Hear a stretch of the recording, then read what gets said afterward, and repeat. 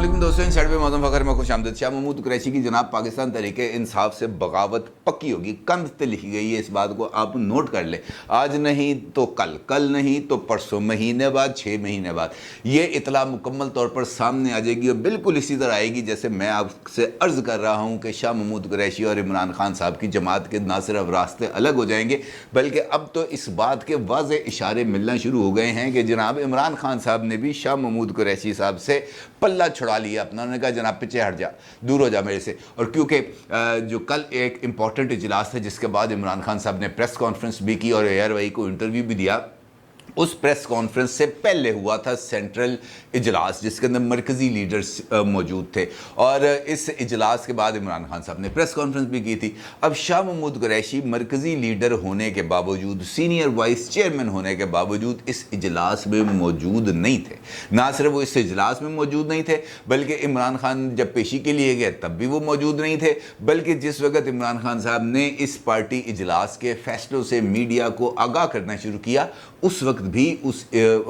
मंजरनामे पे मौजूद नहीं थे। उसमें बैठे हुए थे जनाब परवेज़ खटक, बैठे हुए थे असद उमर, बैठे हुए थे शीरी मज़ारी थी, फवाद चौधरी थे, और क्या नाम लेते हैं उनका, शिबली फराज थे। ये तमाम लोग वहाँ पे मौजूद थे। नहीं मौजूद थे तो शाह महमूद कुरैशी साहब नहीं मौजूद थे। और लोगों का ये कहना है कि जनाब कल का जो इजलास हुआ था इमरान खान साहब की ज़ेर सदारत, उस इजलास में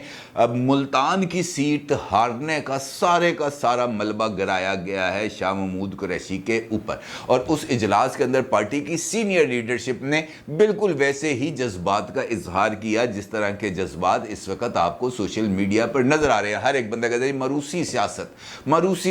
थी। मरूसी सियासत की वजह से शाह महमूद कुरैशी ने पहले अपने बेटे को टिकट दी, फिर अपनी बेटी को टिकट दी, बेटे से नेशनल असम्बली से इस्तीफ़ा दिलवाया, इस्तीफ़ा दिलवा के उसको सूबाई असम्बली का इलेक्शन लड़वाया, फिर रुकने सूबाई असम्बली के तौर पर उसको असम्बली में भेजा, सारा कुछ किया। लेकिन वो जो 3 हलके थे वो अपने ख़ानदान से बाहर नहीं जाने दिए। और यही वजह है कि इमरान खान साहब को यहाँ पर बहुत बड़ा सेटबैक आया है। लेकिन जो लोग ये बात करते हैं वो ये बात भूल जाते हैं कि जनाब पार्टी चेयरमैन किस मर्ज़ी दुआ है। भाई अगर शाह महमूद कुरैशी साहब ने ये फ़ैसला किया था तो पार्टी टिकट तो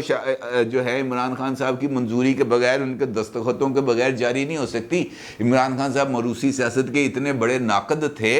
तो वो उनकी जो पार्टी टिकट है उस पर दस्तखत ना करते, कहते नहीं भाई तूने लड़ना है, इंडिपेंडेंट इलेक्शन लड़, मेरा तेरे साथ कोई लेना देने नहीं है। ना सिर्फ ये, बल्कि इमरान खान साहब ने तो 2 मरतबा उनकी इलेक्शन कैंपेन चलाने के लिए मुल्तान में जाकर जलसे भी किए और उन्होंने मेयर बानो कुरैशी के लिए वोट की अपील भी की। लेकिन इसके बावजूद शाह महमूद कुरैशी साहब ने मतलूबा नताइज इमरान खान साहब को नहीं दिए, जिस पर इमरान खान साहब अब ये तो नहीं कह सकते कि जनाब ये वाली सीट हम हारे हैं तो इसमें जो पीपल्स पार्टी है या नून लीग है, इन दोनों का जो अलायंस था इसने बहुत इंपॉर्टेंट रोल प्ले किया है और इन्होंने हमें मेरिट पर है। इमरान खान साहब को चाहिए था बली का बकरा, जो उनको मिल गया है। और इस सूरत हाल में शाह महमूद कुरैशी साहब की तरफ से जो रद्द-ए-अमल आया है उसके अंदर भी इमरान खान साहब के लिए एक पैगाम है जो छुपा हुआ है। वो पैगाम क्या है इसके ऊपर मैं आपके साथ बात करूंगा, लेकिन उससे पहले बात करना बहुत ज़्यादा ज़रूरी है इसहाक डार साहब की,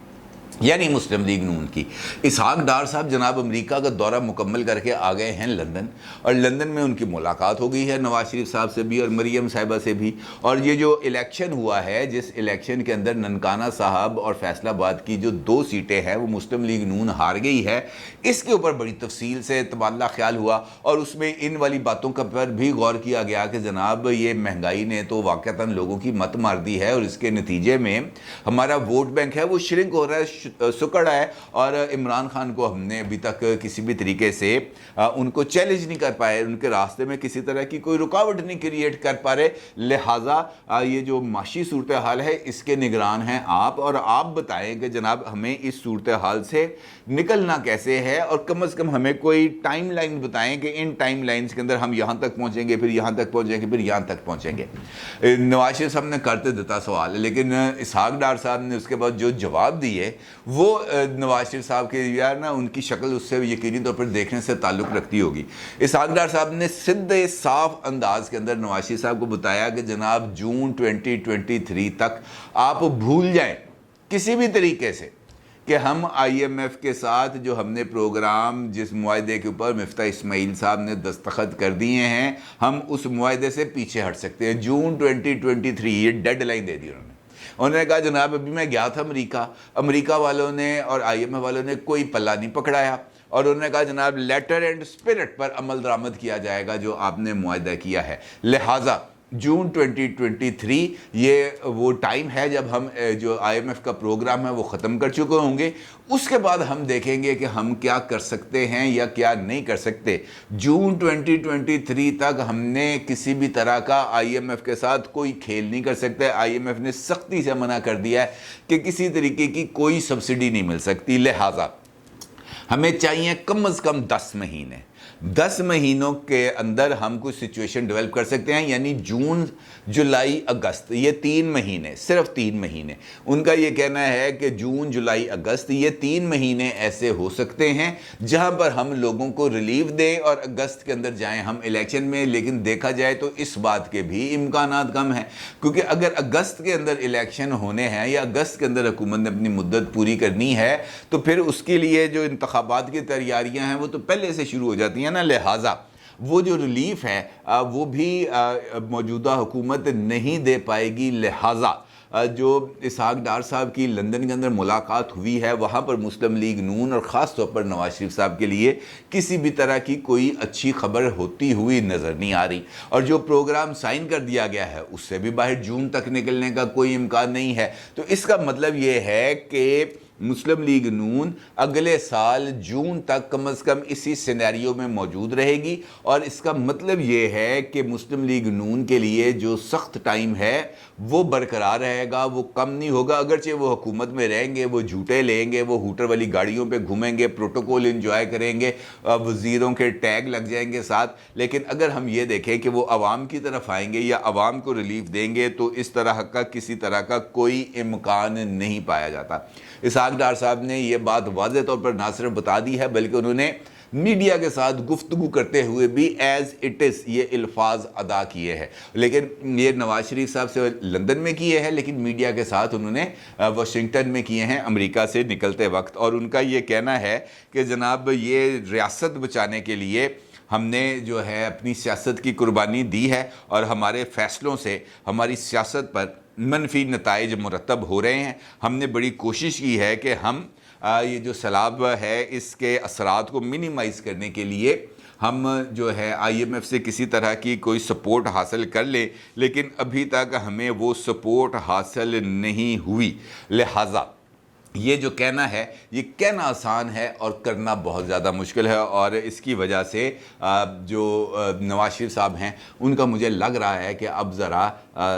جو سوچنے کا انداز ہے وہ شاید تھوڑا سا بدلے گا، اور وہ ذرا اگریسو انداز کے اندر عمران خان کو ٹف ٹائم دیں گے، کیونکہ ریلیف کا معاملے پر تو اسحاق ڈار صاحب نے مٹی پھیر دی ہے، انہوں نے پانی پھیر دیا، انہوں نے نواز شریف صاحب کے سارے خواب چکنا چور کر دیے، ورنہ لوگوں کا یہ خیال تھا کہ جس وقت نواز شریف صاحب وطن واپس آنے والے ہوں گے اس وقت یہ ریلیف کا پروسیس شروع ہوگا۔ نواز شریف آئیں گے، بجلی کی قیمتیں کم ہو گئی، نواز شریف آئیں گے، گیس کی قیمتیں کم ہو گئی، نواز شریف آئے، لوڈ شیڈنگ کم ہو گیا، نواز شریف آئے، چینی کی قیمت کم ہو گئی، آٹے کی قیمت کم ہو گئی، چاول کی قیمت کم ہو گئی، سبزیوں کی قیمت کم ہو گئی، لیکن ایسا کچھ ہوتا ہوا IMF کے پروگرام کے تحت نظر نہیں آ رہا۔ لہٰذا عمران خان صاحب جو دباؤ حکومت پر بڑھاتے ہوئے نظر آ رہے ہیں وہ دباؤ اگر آگے بڑھتا رہے گا 10 مہینے سے آپ اندازہ لگا سکتے ہیں کہ اسحاق ڈار صاحب نے 10 مہینے مانگے ہیں، تو 10 مہینے کے اندر عمران خان حکومت کی کتنی منجی پیڑھی ٹھوکے گا آپ اس کا صرف آپ تصور کر سکتے ہیں، اور IMF کے پروگرام میں رہتے ہوئے حکومت عوام کی کتنی منجی پیڑھی ٹھوکے گی یہ تو اب اس کی تو مثال دینے کافی ہے، کوئی بندہ اپنا پچھلے مہینے کا بجلی کا بل ہی دیکھ لے تو اس کو لگ پتہ جائے گا۔ اب اس سچویشن کے اندر جو حکومت ہے اس کا تو صرف ایک ہی پہلو رہ جاتا باقی، اور وہ دعا مانگیں گے، یا اللہ جسے میچ پھنسا ہو، پاکستان ہار رہا ہو تو لوگ دعا نہیں کرتے، انڈیا پاکستان کا میچ ہے یا اللہ بارش ہی ہو جائے، بندہ میچ سے بچ جائے۔ اسی طریقے سے اب میرا خیال ہے کہ حکومت کی یہی خواہش ہوگی کہ یا اللہ عمران خان کی پارٹی کے اندر اتنی کہ لڑائی ہو جائے، سب ایک دوسرے کے جو ہے نا مکے مار مار کے منہ سجانے اور ایک دوسرے پاٹ جڑ آپس، یہی ہمارے لیے ایک آپشن موجود ہے، اور اس آپشن سے وہ باہر جانے کے لیے تیار نہیں ہیں۔ البتہ عمران خان صاحب کے 6 حلقوں میں جیت اور ان کی پاپولر سپورٹ نے بظاہر تو اس طرح کے جو اشارے ہیں وہ مل رہے ہیں کہ ان کی پارٹی میں وقتی طور پر ٹوٹ پھوٹ کا امکان نہیں ہے، ہلکی پھلکی نیٹ پریکٹس جاری رہے گی، اور خاص طور پر وہ تمام لوگ جو مختلف لوگوں کے خلاف ہیں ان کو ذرا کارنر کرنے کی کوشش کی جائے گی، جس طرح شاہ محمود قریشی صاحب ہیں۔ شاہ محمود قریشی صاحب تو اچھے وقت میں کسی کے ساتھ سلام لینا پسند نہیں کرتے، وہ تو آپ کو پتہ ہے پیر صاحب ہیں، اور پیر صاحب تو مریدوں کو نیچے زمین پہ بٹھاتے ہیں، اور پارٹی کے اندر اگر ان کو فواد چودھری صاحب یا دیگر لوگوں کے ساتھ اٹھ کے ملنا پڑ جائے تو ان کے لیے تو یہ بہت بڑی پریشانی کا سبب ہے، لہٰذا عمومی طور پر وہ ان چیزوں سے اوائڈ کرتے ہیں، لیکن لوگ یہ پوائنٹ نوٹ کرتے ہیں۔ اب جب لوگوں کو موقع مل گیا شاہ محمود قریشی صاحب کی ضد کی وجہ سے کہ نہیں یہ سیٹ میرے گھر میں ہی رہے گی، میرے گھر سے باہر نہیں جائے گی، تو لوگ کیسے اس بات کو چھوڑیں گے، اس بات کو کس طرح نظر انداز کریں گے؟ ممکن نہیں ہے۔ لہٰذا شاہ محمود قریشی صاحب پہ رندہ پھرا، اور بھرپور طریقے سے رندہ پھرا، اور جو اجلاس تھا اس کے اندر شاہ محمود قریشی کی انہوں نے جئی تئی پھیر کے رکھ دی، اور خاص طور پر ان کی اس تقریر کا حوالہ دیا گیا جب انہوں نے لاسٹ ٹائم نہیں اپنے بیٹے کی، جب وہ صوبائی اسمبلی کا کیمپین کر رہے تھے ملتان میں، تو ان کا یہ کہنا تھا کہ جناب میں اسی سیٹ پہ میرا بیٹا الیکشن لڑ رہا ہے جہاں پر 2018 کے الیکشن میں پاکستان تحریک انصاف نے مجھے ہروایا تھا تاکہ میں پنجاب کا چیف منسٹر نہ بن جاؤں۔ اس وقت انہوں نے جہانگیر ترین کا ذکر نہیں کیا تھا، اس وقت انہوں نے کسی اور بندے کا ذکر نہیں کیا تھا، انہوں نے کہا جی مجھے پی ٹی آئی نے ہروایا تھا، نام لیا انہوں نے کلیئرٹی کے ساتھ پی ٹی آئی کا۔ تو آج جو کل اجلاس ہوا اس کے اندر یہ ان کی تقریر کو کوٹ کیا گیا، یہ کہا گیا کہ جناب یہ والی تقریر آپ کو یاد انہوں نے کی تھی، لیکن اس مرتبہ مہر بانو قریشی کے الیکشن ہارنے پر شاہ محمود قریشی یہ والی تقریر بھی نہیں کر سکتے کہ جناب مجھے پارٹی نے ہروایا، کیونکہ پارٹی تو ہر موقع پر ان کے ساتھ کھڑی رہی ہے۔ شاہ محمود قریشی صاحب نے جس جگہ پر جس چیز کو آواز دیا وہ آیا، جب آپ کو کہا آپ آئے، تو عمران خان صاحب نے ان کی اس باتوں پر